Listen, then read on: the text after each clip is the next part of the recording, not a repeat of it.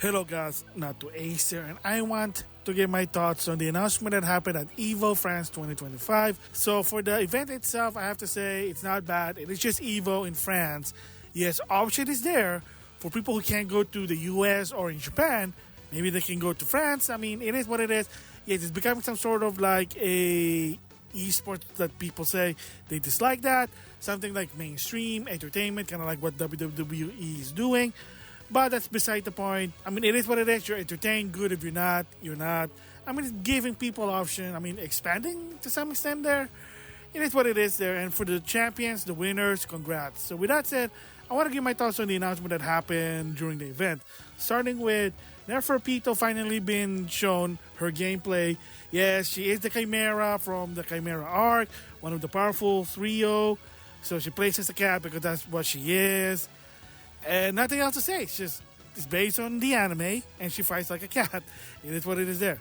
And then they finally showed the gameplay of Meg. Again, I have no knowledge to some extent about the Grand Blue Fantasy franchise. Again, like I said before, I wish they bring out the mobile game, but it is what it is. They don't want to. But yeah, so they finally showed the final character for this season, Meg.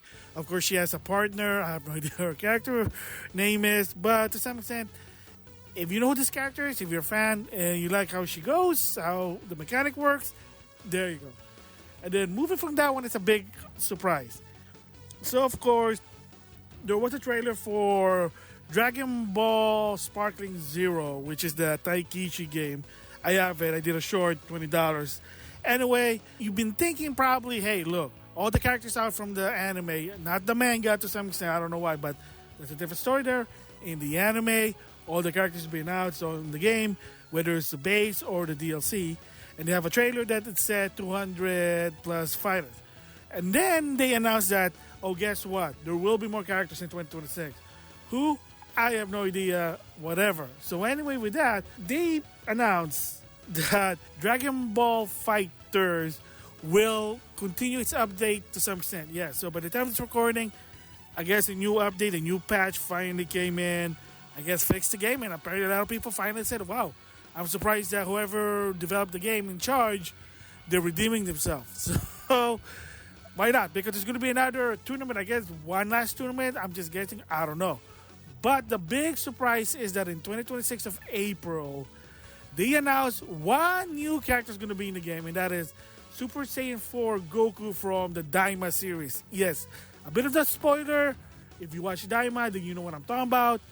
Spoiler, 3, 2, 1. Goku, for whatever reason, able to transform to Super Saiyan 4. Yes, it looked a bit different than the one in GT. But now, there's canon Super Saiyan 4. I don't know why they did it. It is what it is. And also, just a bit of a note, Daima actually takes place before Super, so they have their own story. Yes, Vegeta also can turn to Super Saiyan 3. If you watch the trailers from Dragon Ball Sparkling Zero, you kind of see some of the DLC characters. Like, oh, so yeah, they're still to some extent supporting this game. I mean, to some extent, if you follow One Piece Pirate Warrior 4, guess what? It's the same deal. They're still supporting the game, a bit of update, adding new characters. So why not with Dragon Ball Fighters with Super Saiyan 4 Goku from the Daima series? I mean, why make a new game if you can just improve the old one to some extent? I know it is what it is, but whatever. It's a bit of a shock, but whatever. And then, by the time of this recording, Joe Higashi for Fatal Fury Steve the Wolf is already out. They showed his gameplay more. And, I mean, it's Joe with glasses. There's a story behind it. I mean, I don't have the game, so I don't know. But there you go. At least the original Fatal Fury main character from Fatal Fury are now in Save the Wolf. And again, like I said, Save the Wolf is a direct sequel to Mark of the Wolf. It takes place like a year later from that game. I know it's weird, fictional, don't think too much about it. And speaking of a surprise, SNK did a shadow drop for another Neo Geo selection, and that is Kizuna Encounter, which is a tag system fighting game. In the PS4, there was a PS2, PS4, they did a Savage Rain combo, plus there's an ACA also. So again, like I said in a different video, option is there. But there you go, a second Neo Geo selection game, Shadow Drop. And they're gonna be continue this since all the way to 2026.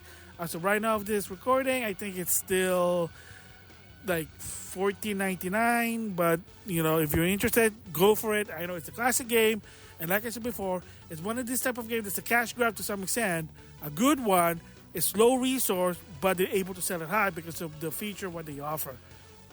It is what it is there. And then, of course, by the time this recording, Armor King should be out. Then they finally showed a gameplay trailer for Miyari Zo, the latest character, a new character from Madagascar. And apparently she has the power of Ogre, but her power is not from Ogre. I don't know.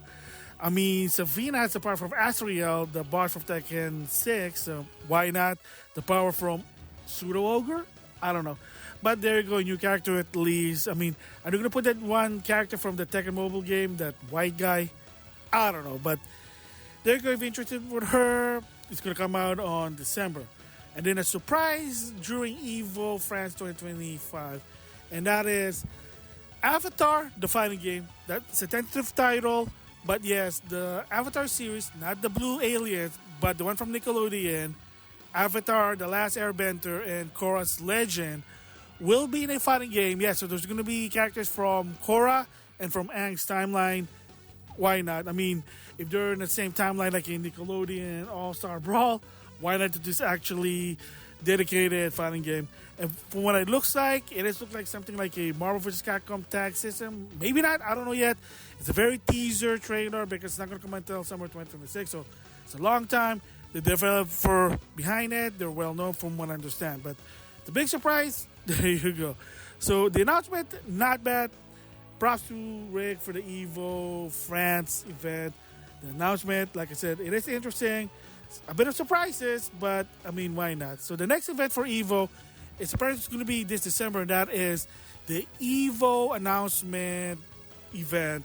It's going to be December because, again, remember, EVO 2026 will be on June rather than in August. So you need the competitive player to need the time to register. I mean, it is what it is. You need those calculations to know which game is going to be there and which one's going to be in the final. I mean, you know how EVO works.